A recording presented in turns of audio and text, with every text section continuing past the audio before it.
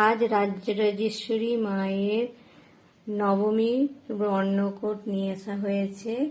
এই যে নিয়ে এসেছি, দেখো রয়েছে খিচুড়ি, লাবড়া, আলুর দম, চাটনি আর বোঁদে। এটা কুপন সিস্টেমে বাড়িতে এই প্রসাদ নিয়ে আসা হয়।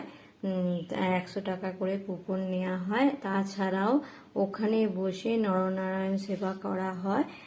বহু মানুষ দূর দূরান্ত থেকে এসে এই ভোগ প্রসাদ খেয়ে যায় ওখানে বসে। আর যারা বাড়িতে নিয়ে যেতে চায় তাদের জন্য অবশ্যই কুপন সিস্টেম আছে। এই কুপনের মাধ্যমে তারা বাড়িতে নিয়ে আসতে পারে। তা আমিও নিয়ে চলে এসেছি মা রাজরাজেশ্বরীর ভোগ প্রসাদ। এটা অনেক আগে থেকেই ভোগ প্রসাদের জন্য টিকিট কাটতে হয়, কারণ দিনের দিন এই প্রসাদ পাওয়া যায় না।